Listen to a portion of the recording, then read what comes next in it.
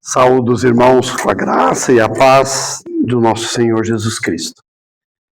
É uma honra muito grande poder falar num momento especial, num momento de comemoração, de aniversário da nossa comunidade e também poder partilhar sempre, é sempre uma alegria poder partilhar aquilo que Deus coloca no nosso coração.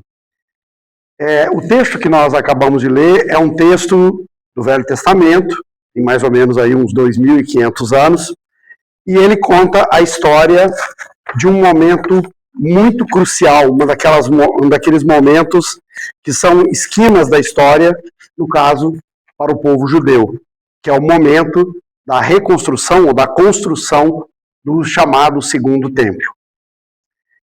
O meu lado, professor historiador, não me deixa não fazer um breve momento, vou tentar ser breve, de reconstrução, de contar a história do que até o ponto que nós chegamos e vemos esse homem de Deus, Neemias, esse personagem tão importante na história da salvação e tão importante para o povo judeu, inclusive, até esse momento.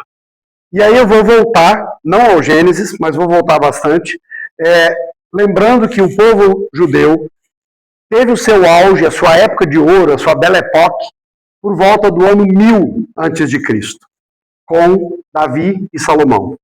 E acho que todos nós já ouvimos este momento. É um momento em que foi construído um templo que maravilhou muitos povos e ficou marcado na memória daquele povo durante décadas, durante centenas e, na verdade, a gente pode dizer, inclusive, milhares de anos. Um templo maravilhoso. Um momento de pujança política, militar, econômica e também da experiência daquele povo com a alegria, com a força de se sentir povo de Deus. Entretanto, o tempo foi passando e por uma série de razões, decadências foram acontecendo e aquela glória daquele período foi se perdendo. E por volta do ano 500, mais ou menos uns 500 anos depois, nós já temos um momento de trauma histórico para essa comunidade. Primeiro, as 10 tribos do norte foram conquistadas pelos assírios e depois a parte do sul, chamada Judá, da onde vem inclusive a palavra judeus, foi conquistada pelo Império Babilônico, que arrancou uma parte significativa da população que ali vivia, levou para a capital Babilônia, destruiu as muralhas, destruiu o templo e trouxe grande vergonha, grande miséria e tudo que nós sabemos que uma guerra traz. Muito provavelmente com estupros, muito provavelmente com assassinato de crianças, com toda a violência, com toda a dor e com todo o trauma que uma guerra pode trazer. É ali que começa a diáspora judaica, a dispersão daquele povo para fora da sua casa, da sua própria identidade. Esse momento que nós começamos a ler é um momento que passa um tempo depois da conquista dos persas, do Império Babilônico, mais ou menos uns 50 anos depois da conquista de Jerusalém, o Império Babilônico cai e há a ascensão do Império Persa. E depois o Império Persa tinha, eu não vou aborrecer vocês com questões muito da política, mas o Império Persa tinha uma política de dominação diferente. Se os babilônicos arrancavam a população, desterritorializavam, levavam para longe, para que eles não pudessem se organizar e oferecer algum tipo de resistência, os persas tinham uma política um pouco diferente, permitiam o retorno, permitiam alguma organização, chamavam aqueles povos de província, e desde que eles pagassem os impostos e mantivessem uma certa obediência, não criassem grandes problemas, estava tudo ok. E eles voltaram, então, uma parte importante volta com Zorobabel, e aí nós temos, logo depois, com Esdras, a reconstrução do templo. Uma certa reorganização da vida comunitária desse povo que estava tão traumatizado. Mas lembremos, uma parte muito significativa continuou na região agora, sob o domínio persa, na capital, e em outras regiões para onde eles foram desterritorializados.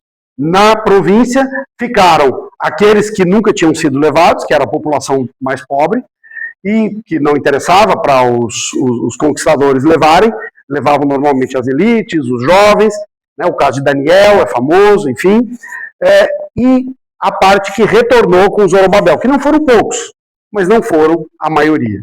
E aí Israel passa a viver a sua experiência de comunidade, de povo, dividida, né, no tempo e espaço, com uma população em um lugar, outra população em outra, e na província, na sua capital, na cidade do seu coração, Jerusalém, uma experiência, como já foi dito no texto, de miséria, abandono e vergonha. E aí entra esse personagem que é Neemias. Quem é Neemias? Neemias é um judeu da diáspora, provavelmente filho dessas famílias de uma certa elite, mas que, dadas as políticas burocráticas dos persas, consegue ascender a um cargo extremamente importante, de altíssima confiança. Ele era, como ele diz, copeiro do rei. O que significa isso? Não é apenas, embora fosse uma coisa de muita importância, não é que ele era apenas o garçom do rei. Nós temos que lembrar que esse é um momento, e sobretudo a instabilidade política desses impérios, não só desses, né, de outros ao longo do tempo, ela gera muita paranoia, muita loucura. E aí a tentativa, como nós não foi inventado ainda um sistema de sucessão de poder, você tira o imperador, o rei, de um jeito, matando. Ou quando ele morre, de morte natural, ou matando. Então, aquilo que o rei come precisa ser absolutamente vigiado. E precisa ter alguém, inclusive, que vai provar a comida antes, né, a bebida antes, para saber se não está envenenado. E essa pessoa precisa ser de altíssima confiança. Porque ele pode, se uma pessoa como essa participa de uma conspiração contra o rei, é fatal. Talvez ele morra. Mas ele pode, na hora de servir, trocar os copos, trazer alguma coisa, ele mesmo pode envenenar a comida. Então, ser copeiro do rei não é pouca coisa, é algo extremamente importante. Isso significa, Heródoto, Xenofante, vários historiadores do período falam da relevância desses copeiros, da importância política, e aqui é importante, não apenas a importância burocrática ou meramente do serviço, a importância política, porque se é alguém que convive cotidianamente com o rei, é alguém que tem oportunidades de dizer coisas, de sugerir, de apresentar, ou seja, tem um papel político, a gente chamaria, né, tem nomes chiques aí na ciência política para isso, mas é a ideia de um certo patrimonialismo, de alguém que usa, e isso também é verdade, acontece inclusive no mundo contemporâneo, que é mais, né, racional, legal. Mas, neste caso, nós temos alguém que está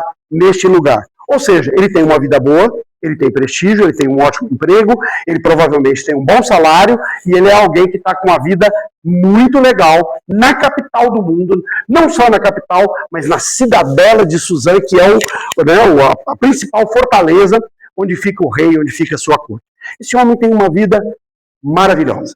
Esse homem, e assim, isso é verdade, para boa parte dos judeus da diáspora, eles prosperaram, compraram terras, estabeleceram novas relações. Ou seja, a vida deles no exílio não é a vida, uma vida miserável. Não é, muitas vezes é, inclusive, uma vida muito melhor da que eles tinham quando ainda não haviam sido exilados. E, na verdade, muitos deles nasceram no exílio. Parece que é o caso, inclusive, de Neemias. Desde a conquista e a destruição de Jerusalém até esse momento em que Neemias aparece na história, são mais ou menos 140 anos. Ele deve ter ali 35, 40 anos, né, como a nossa igreja, nessa faixa dos 40 aí, e ele provavelmente não nasceu em Jerusalém e talvez nem conhecesse pessoalmente. Mas isso é debate para os especialistas.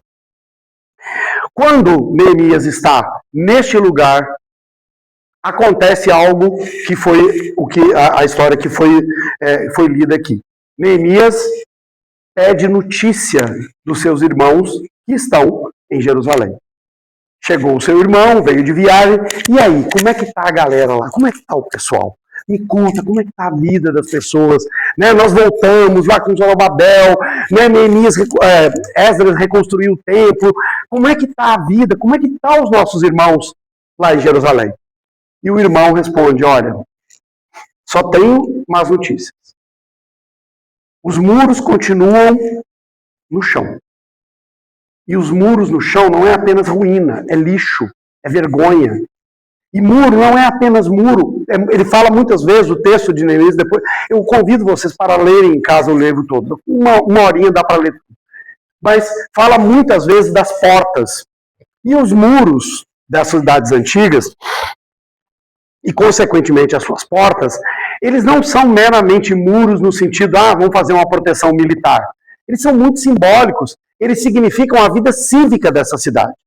Os contratos eram fechados nas portas, cada porta tinha o seu nome, cada porta tinha a sua função, a própria ideia de proteção, de segurança e principalmente a ideia de autonomia. O reverendo Daniel falou, eu venho da universidade, a gente viveu anos recentes em que a autonomia da universidade foi muito atacada e nós experimentamos o que é você ter a autonomia daquela instituição, daquela comunidade que você ama, que você quer ver potente, destruída ou ameaçada. E os judeus, nesse momento, eles estão no zero, eles estão no chão, eles estão no lixão. Não tem muro, não tem porta, embora tenha o templo, né, a cidade não está uma cidade fantasma, mas está bastante desabitada, a vida econômica, a vida política, a vida social, os próprios rituais, o próprio sábado, que era tão importante, estão todos muito defasados, muito abandonados. E essa situação toca profundamente o coração de Neemias. E aí me tocou, eu gosto muito de ler e reler o texto para sentir assim, quais frases, quais textos, quais momentos me tocam. E eu confesso para vocês que esse foi um dos que mais me emocionou. Ele ouve a notícia do seu povo e ele senta e chora. Quando a gente recebe uma notícia de um trauma, de uma destruição, de uma tragédia, de uma miséria, de uma vergonha, não tem como não sentar e chorar. Só se a gente não for, gente. Como dizia minha mãe, só se tiver sangue de barata. Neemias não, Neemias sente. Ele se deixa tocar, ele se deixa afetar. Eu gosto muito da palavra afetar, porque é onde vem a nossa palavra afeto, né? Ele é afetado por aquela tragédia, por aquela miséria. Isso faz ele chorar. E não é só chorar. Os judeus tinham um jeito, né? Esse povo tem um jeito de chorar que é combinado com outras coisas, entre elas o jejum. Não é um jejum mágico, como muitas vezes é vendido por aí. Não, vou jejuar e aí faço essa negociação com Deus, olha só, deixei de comer, o Senhor me dá uma outra coisa. Não é essa bobagem. Não é isso. Jejuar é porque eu não quero nem comer. Jejuar é porque eu não tenho vontade nem de tocar no alimento. E olha, ele mora no palácio, ele mora num lugar onde a comida não é qualquer comida. Ele não tem vontade nem de comer. Mas ele não faz uma coisa que muitas vezes a gente faz. Ele não fica preso no luto. Ele chora quando tem que chorar. Ele jejua. Mas ele começa a orar. E na oração dele ele invoca esse Deus que é o Deus que é aquele que pariu essa comunidade, que criou esse povo, que chamou esse povo, que deu identidade, que deu nome, que deu ritos, que deu tempos. E ele ora para esse Deus dizendo, olha, a gente pisou na bola feio. Nós estamos aqui, nós estamos nessa miséria, não é à toa. Ele não começa se desculpando, ele assume, ele faz o que a gente fez aqui mais cedo, ele confessa. E ele diz, eu e meu pai, eu e a minha família, o meu povo, nós pecamos e por isso nós estamos nessa desgraceira. E nesse momento, também não para aí.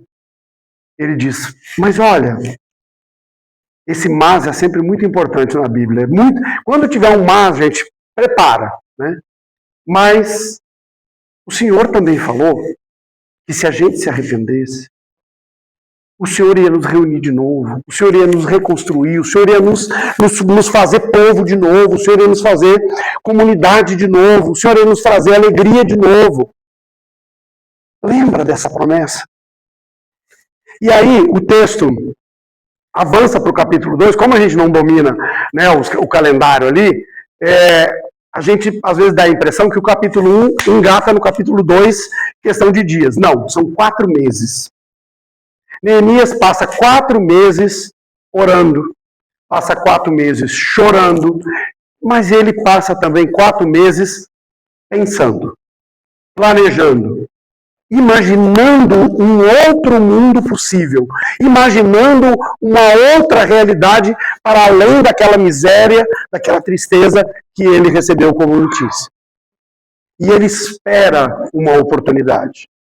A gente pode se perguntar, os especialistas discutem muito isso, por que ele demorou 4 meses? É o tempo de oração que ele precisou, é o tempo de planejamento, é o tempo de reflexão, provavelmente, mas também o tempo da oportunidade. O palácio de Suzã, a cidadela de Suzã, salvo engano, era um palácio de inverno, então talvez fosse uma outra estação do ano, e aí o rei só viria para lá no inverno, não sabemos. O fato é que passam-se 4 meses, mas Neemias não se apavora, vamos dizer assim.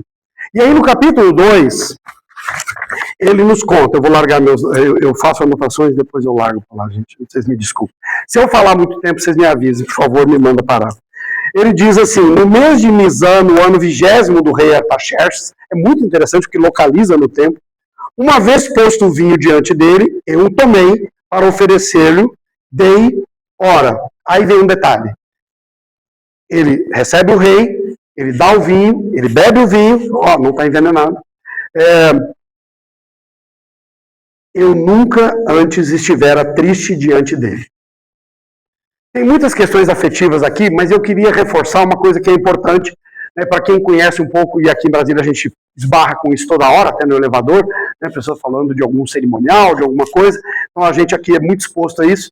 Mas o cerimonial de uma autoridade política, ele é muito importante.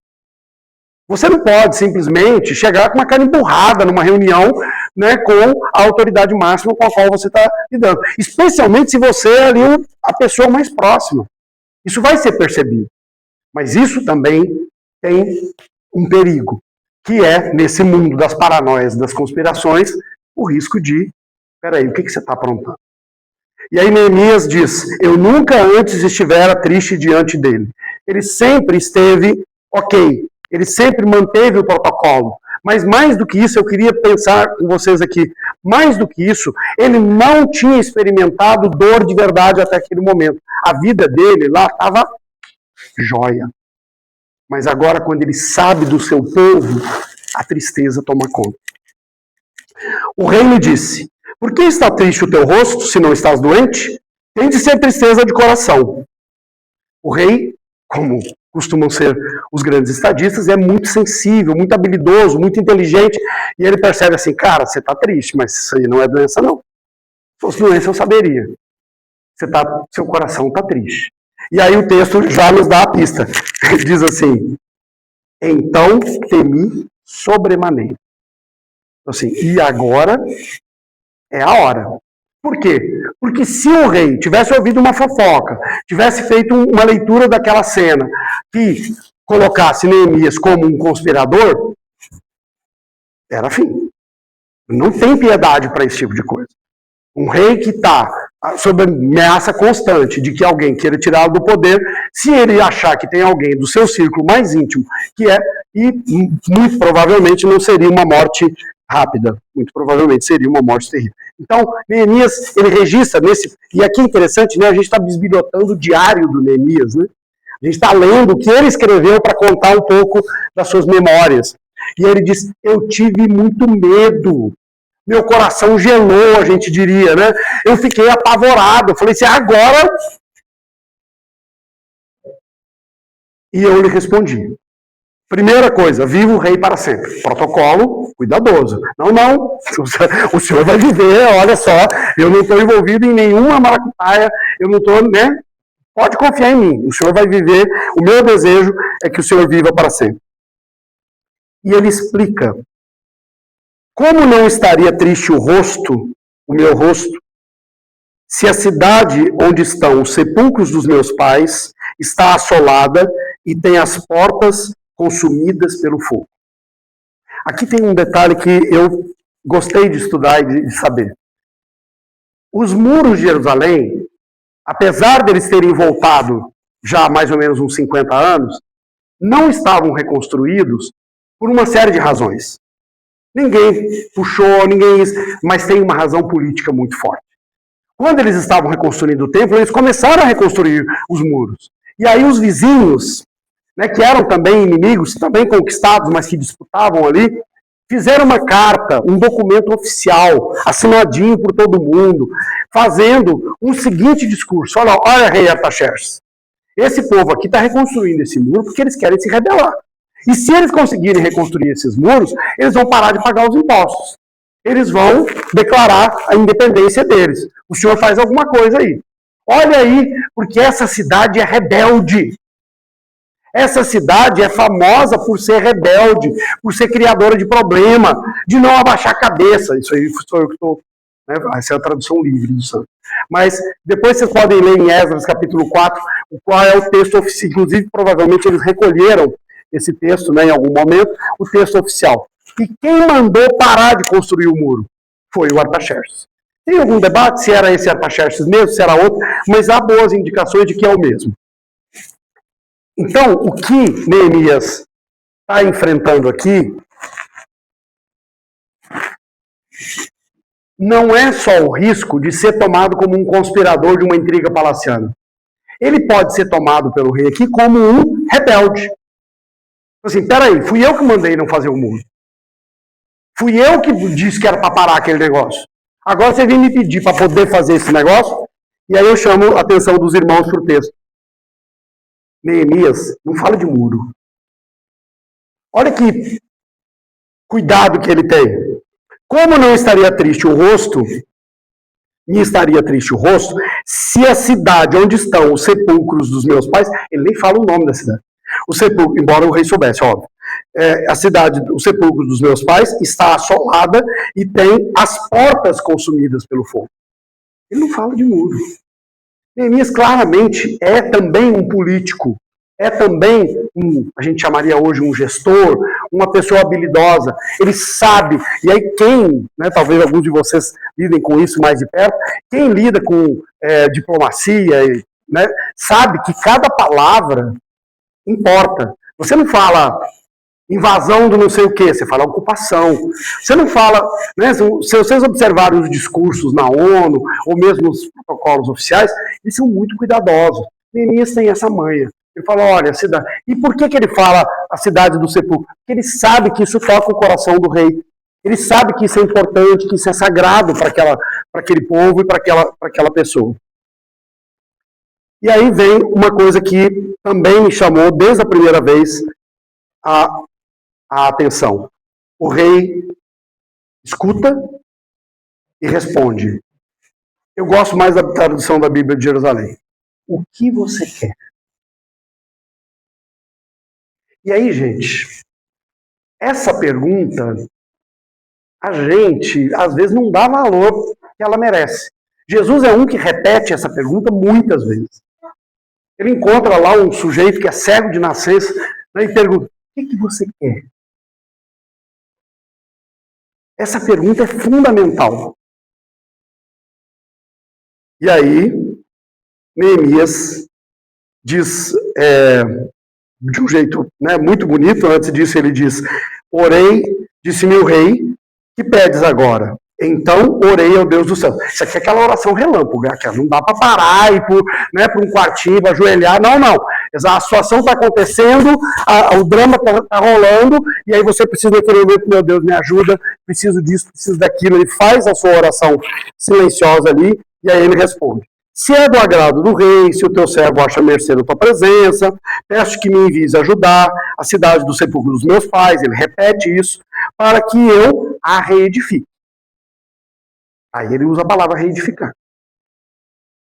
Então o rei, estando a rainha sentada junto dele, isso mostra muita intimidade, né? Os protocolos reais raramente incluíam a presença feminina, mesmo da rainha. E aí ele pergunta, quanto vai demorar, não sei o que e tal, e aí ele faz o pedido. E ele diz, estabelece um prazo, e aí ele diz, um pouquinho, só mais aquela coisa, só mais uma coisinha, acho que é o Michel de Certeau que diz, as coisas importantes são ditas no umbral. Sabe você tem aquela reunião, aquela conversa na sua casa, e vai, fala, e aí assim, na hora de ir embora, na hora que você está despedindo, assim, só mais uma coisinha, só queria falar mais uma coisa, e aí ele fala, só mais uma coisinha que eu queria pedir para o rei, ele diz assim, se ao rei parece bem, dê cartas para os governadores da além do Eufrates, para que me permitam passar e entrar em Judá. Ele sabe o perigo que ele vai estar correndo, como também carta para Asaf, guarda das matas, ele sabe que ele vai precisar de recursos, para as portas da cidadela do templo, para os muros da cidade, para a casa, aqui aparece muro, e o rei mas deu, porque a boa mão do meu Deus era comigo. E aí ele vai para Jerusalém. Mas quando ele chega em Jerusalém com todo esse aparato, com toda a sua autoridade, com essas cartas na mão, ele não chega lá fazendo estardalhaço. Ele passa 3 dias fazendo uma leitura do cenário. E aí que entra o texto que nós chegamos aqui. Ele faz uma avaliação da situação, ele provavelmente calcula o que é preciso, e então ele reúne a comunidade. E aí ele vai...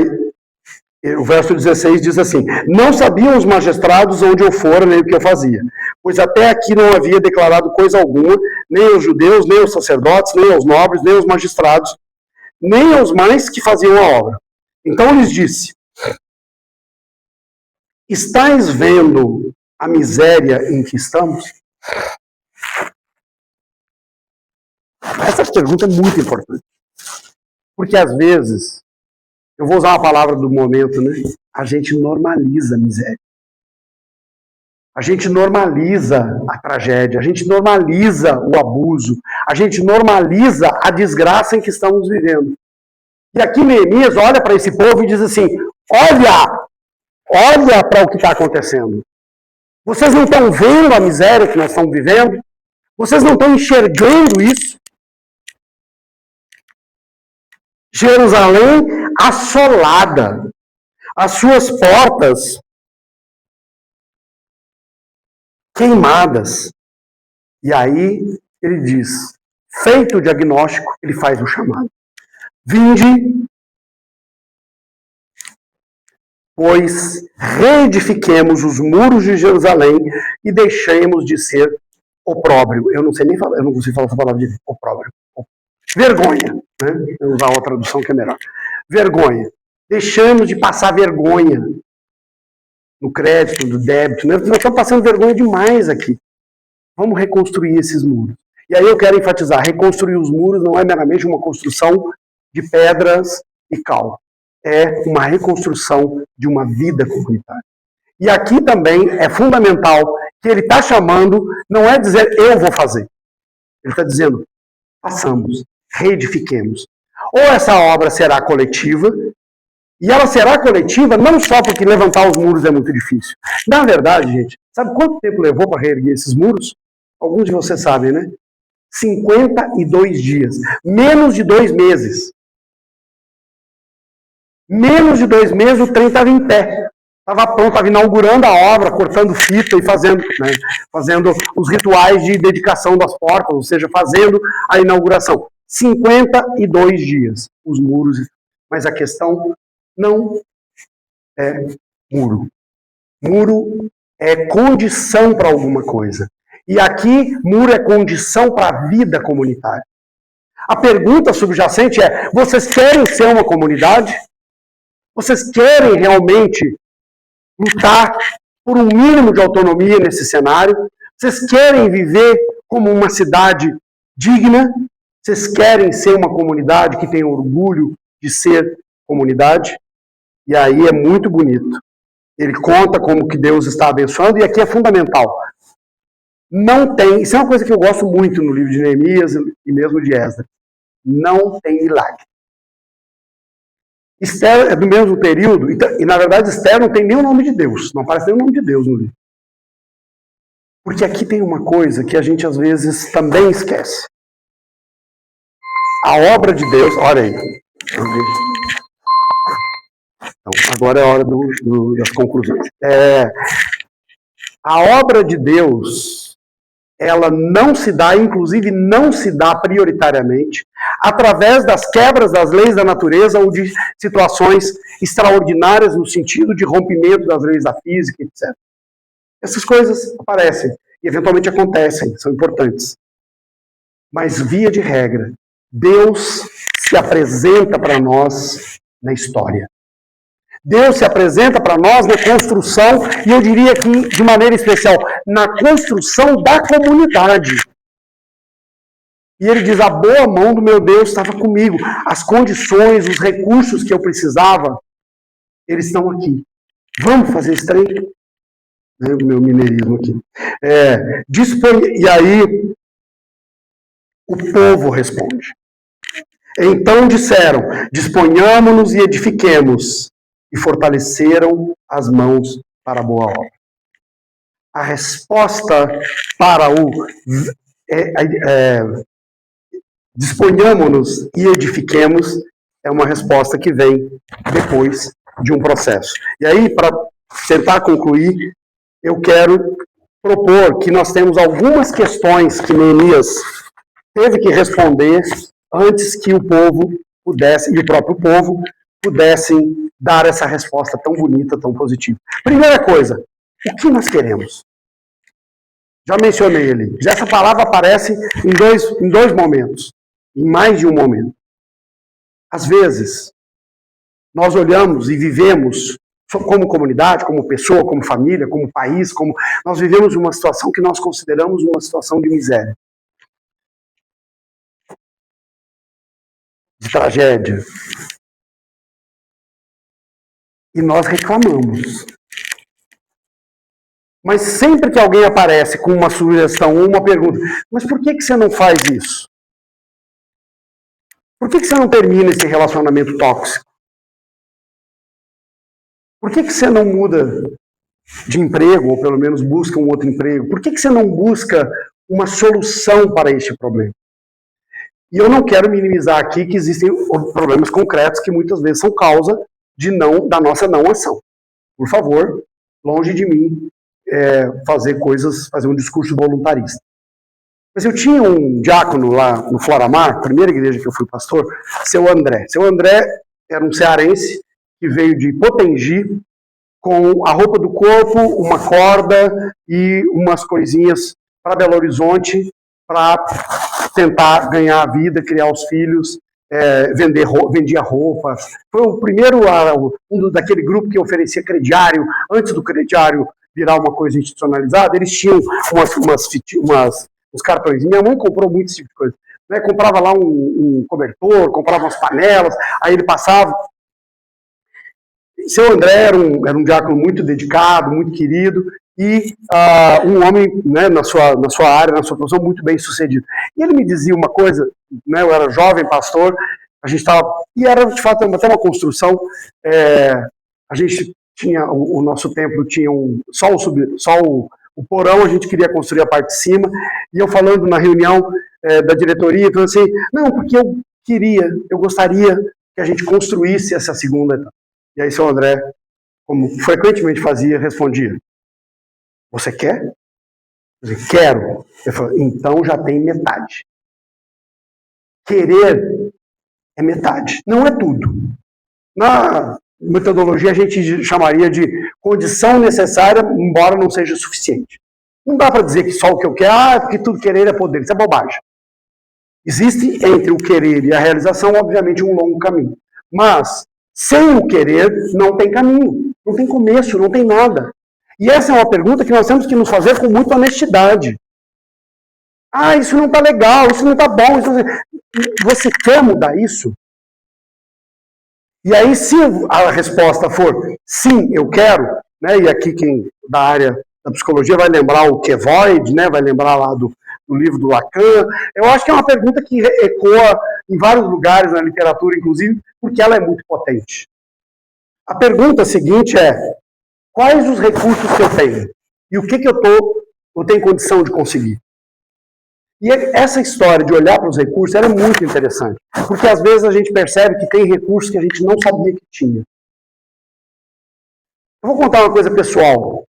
Minha mãe viveu um relacionamento tóxico, ruim, destrutivo com meu pai, uma pessoa que tinha muitas coisas boas, mas que tinha o problema do alcoolismo. Isso tornou a nossa vida em família uma coisa terrível. Um dia, isso lá nos anos 80 ainda, a minha mãe pegou nós três, o mais velho era eu, tinha 13 anos de idade, e nós fomos para a rodoviária, compramos uma passagem de ônibus e ela deixou meu pai.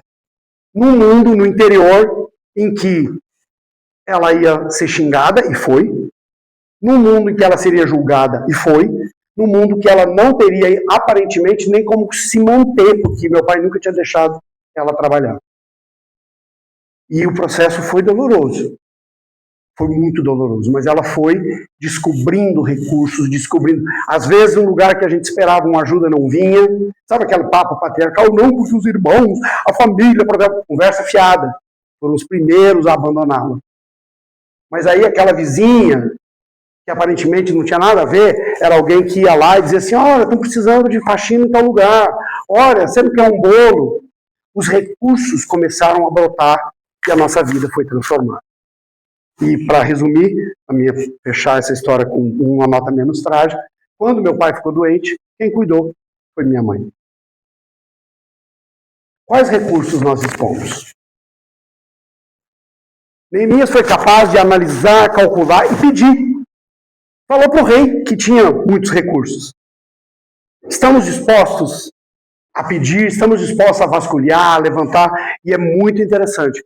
Depois que você se propõe a uma grande obra ou uma mudança na sua vida, você olha para trás e pergunta, como é que foi que deu mesmo? Como é que isso deu certo? Onde é que surgiu?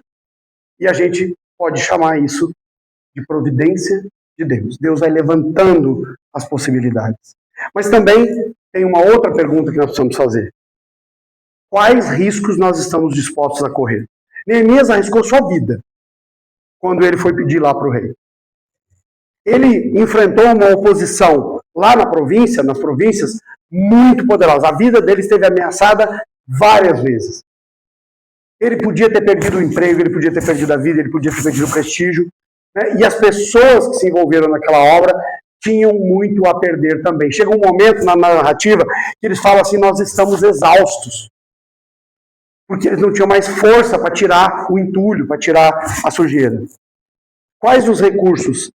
Quais os riscos que nós estamos dispostos a correr? E aqui eu quero citar um autor que eu gosto demais, eu sei que é meio clichê já, mas eu amo e acho que tem muito a ver com o que nós estamos falando aqui. Teobaldo J. Arana repete dezenas de vezes no livro Grande Sertão Veredas. Viver é muito perigoso. Não existe a possibilidade de viver sem correr riscos. O risco subjacente a não querer correr risco é uma morte em vida. É uma paralisia total. E aí, lá no próprio Grande Sertão, vai aparecer em algum momento. O que a vida quer da gente? Ela quer coragem. E essa coragem, ela é necessária. Não a coisa temerária, fazer maluquice. Ah, Deus vai me proteger e se atira na frente de um carro. Não, não é loucura, maluquice. É calcular o risco. Quando eu fiz esses cursos que dão na universidade, né, sobre análise de risco, eu confesso que eu entrei com uma preguiça gigantesca. Porque todas as vezes que eu ouvi essa palavra, análise de risco, era alguém usando uma desculpa para não fazer nada. E aí eu descobri que tem uma coisa chamada apetite ao risco. Eu descobri que o meu é moderado. O pessoal do mercado financeiro tem isso. Essa coisa, o seu apetite ao risco pode não ser altão, mas ele não pode ser zero. Algum risco viver implica. E depois a gente enfrenta. Coragem não é a mesma coisa que imprudência. Penúltima pergunta. O que nós estamos dispostos a sacrificar? Nenhuma transformação, nenhuma reedificação, nenhuma construção acontece sem renunciar a alguma coisa. Não se constrói o novo preservando todos os interesses. É preciso, sim, enfrentar interesses nossos e alheios. Eu vou fazer uma fala que pode tirar um pouco a atenção de vocês, mas já que disseram que a minha camisa era revolucionária, eu vou fazer. Tem uma frase atribuída ao Che Guevara que diz: não é possível fazer a revolução sem derramar o sangue próprio e o alheio. Eu não sou dos que teria essa coragem, não estou aqui fazendo defesa da luta armada. Mas eu gosto dela porque ela lembra que não dá para fazer nada relevante sem algum grau de sacrifício para si e algum grau de enfrentamento dos interesses dos outros. Neemias enfrenta os interesses da elite judaica, ele enfrenta os interesses dos adversários, ele enfrenta os interesses da corte, e ele diz não. Viver também precisa ser capaz de dizer não, não vai ser assim. Isso acaba aqui. Aqui começa uma outra coisa. E por último, e essa eu quero fechar mesmo, a pergunta, e isso aparece muito ao longo do livro, por isso que eu estou pedindo para vocês lerem.